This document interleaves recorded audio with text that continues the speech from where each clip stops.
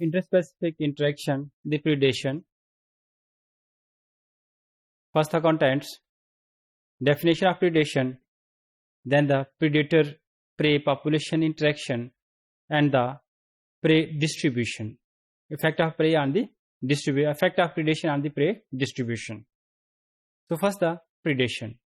Students, predation is actually the phenomena or the interaction between two animals in which one animal kills other animals and use its flesh or eat the second animal. So यानी एक ऐसा interaction जिसमें एक animal दूसरे animal से इस तरह से इंटरेक्ट करता है कि फर्स्ट एनिमल जो है it kill the second animal and uses the second animal as food.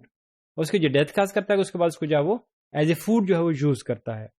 सो अगर हम इसमें देखें तो normally the animal which is killing the second animal, वो एनिमल जो दूसरे एनिमल को किल कर रहा है that is called predator, and the animal being killed that is called the prey. जो एनिमल किल हो रहा है being killed is the prey and the killer is the actual the predator. Predator जो है या प्रीडेशन जो है, predation is different from parasitism. Parasitism में एक एनिमल दूसरे एनिमल की डेथ का बाइस नहीं बनता, सो फूड जरूर लेता है लेकिन उसकी डेथ नहीं काज करता. जबकि प्रीडेशन में जो होता है वो क्या होता है कि the food is obtained by killing the other animal, दूसरे एनिमल को किल करके जो है उसको फूड लिया जाता है. So what is the effect of predator pray interaction? अगर हम देखें predator pray interaction in natural environment is very complex interaction. So predator prey interaction is very complex in nature. So if there is an environment in natural environment, if there is a large population of prey, then ultimately this large population of prey can support large population of predators.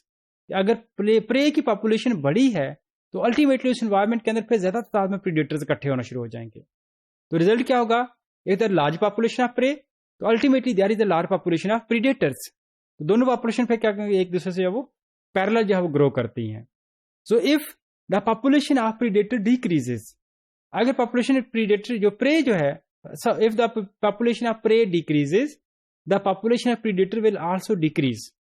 अगर prey की population कम हो रही है तो आप क्योंकि जो प्रीडेटर है उनको खाने के लिए कम मिलेगा, तो अल्टीमेटली प्रीडेटर्स की पॉपुलेशन भी आहिस्ता क्या होती चली जाएगी, कम होती चली जाएगी. तो means more prey more predators, less prey less predators. तो प्रीडेटर और प्रे की पॉपुलेशन एक दूसरे से क्या आते हैं कि म्यूचुअली जो है वो कंट्रोल होती है या कोऑर्डिनेट करती हैं. ये तो द प्रीडेशन और the predator they also control the distribution of prey. एक तो ये होगा कि प्रीडेटर जो है वो प्रे की पॉपुलेशन को कंट्रोल कर रहा है कि ज्यादा पॉपुलेशन बड़ी होगी तो प्रीडेटर ज्यादा आ जाएंगे, वो क्या करेंगे उसको अल्टीमेटली कंट्रोल कर लेंगे. सेकेंड वन जो important thing that the prey distribution, कि जो प्रीडेशन जो है इसमें जो प्रीडेटर है it also control the distribution of the prey, कि प्रे किन एरियाज में होगा उस चीज को कंट्रोल करता है. जैसे सिंपली मैं अगर आपको बात समझाऊं, एक फॉरेस्ट है, फॉरेस्ट के अंदर अगर डियर मौजूद हैं तो वो अगर बिल्कुल ओपन एरियाज में घूमना शुरू कर दे तो इसका प्रीडेटर उसको बड़े आराम से पकड़ लेगा.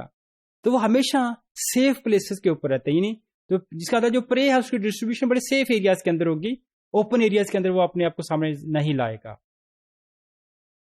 The other example is the example of trout. ये जो ट्राउट है ये नॉर्थ लेक की जो ट्राउट्स हैं, कहते हैं कि अगर हम इसकी डिस्ट्रीब्यूशन स्टडी करें तो नॉर्थ लेक के अंदर यानी जो नॉर्थ अमेरिका की लेक्स है, कनाडा के अंदर जो लार्ज लेक्स हैं, तो इन ग्रेट लेक्स की जो ट्राउट्स हैं वो कभी भी ये ट्राउट मूव करके कभी भी साइबेरिया के फ्रेश वाटर्स में नहीं एंटर होती है.